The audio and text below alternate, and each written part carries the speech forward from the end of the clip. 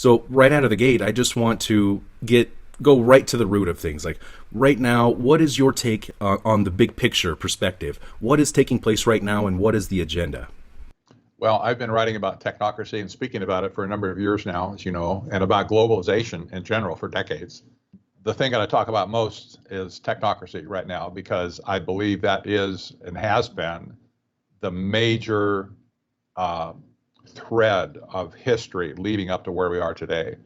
And I do believe, starting with this great panic of 2020 that I call it, not just the pandemic, but the great panic of 2020, we have essentially a technocrat coup d'etat that's happened, not just in our country, it's the whole world.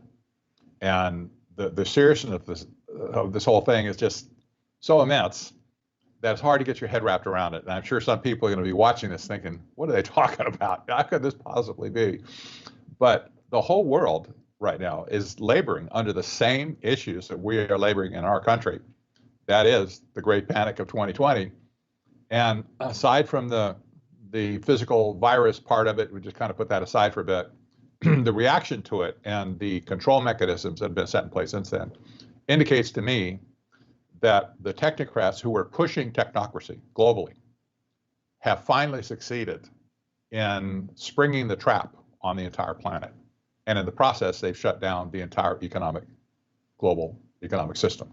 And but we'll talk about that a little bit. This is so big, it is hard to get your head wrapped around it. And I sometimes assume that people know more than what they do because I've been studying this for so long, looking at it for so long, it just seems natural to me.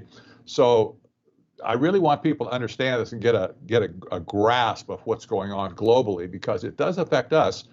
And I can assure you from emails I get from around the world, people in other countries are looking to America again to save the world. Oh, God help us. And it's not going to be our government that does it. It's the American citizens like you and me. Somehow we have to come up with something that's going to throw a monkey wrench in this whole thing. Well, would you look at that? The next phase of the agenda is now being slowly unveiled to the public. Of course, we knew this was coming because we've been talking about digital immunity IDs for a while now. This video was shared by the World Economic Forum recently on their Twitter account.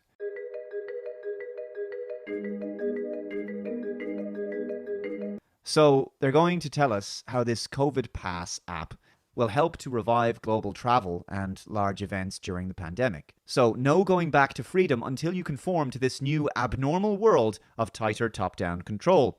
Notice that they do the same thing that we've seen in other similar propaganda videos, the upbeat, happy xylophone music that's designed to put people into a kind of trance about the messages they're seeing.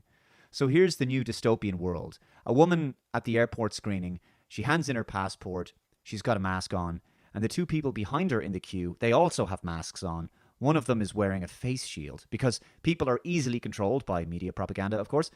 The new face of the human race is a mouthless, muzzled submissive, as Peter Hitchens described it. The text reads, enabling people to visit countries, conferences, and sports events safely.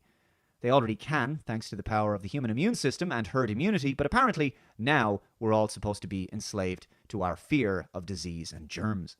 Users will have their blood screened at an approved CovidPass laboratory. Again, users will have their blood screened at an approved CovidPass laboratory.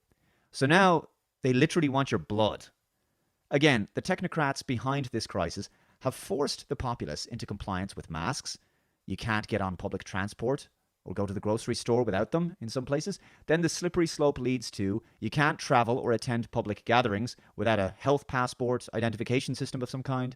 The final destination is that you can't do any of these things without a vaccine. A person's vaccine status will then be tied to their digital ID, which is coming down the line, as Bill Gates has said. Eventually, what we'll have is certificates of who's a recovered person, who's a vaccinated person, because you don't want people moving around the world. So eventually there will be sort of this digital immunity proof. In the lunchroom, buying groceries or looking at a new car, our daily routines are being recorded, our digital footprint then vacuumed up and memorised by artificial intelligence. It's a targeted behaviour or a targeted instance that they want to have a look at. Sydney-made software lets surveillance cameras track anyone not wearing a mask or breaching social distancing. The robots start to pick up these things and stuff. Wherever we can see a CCTV camera, you could overlay this software on that. Biometric scans, facial recognition and thermal cameras are already used in airports, hospitals and by police.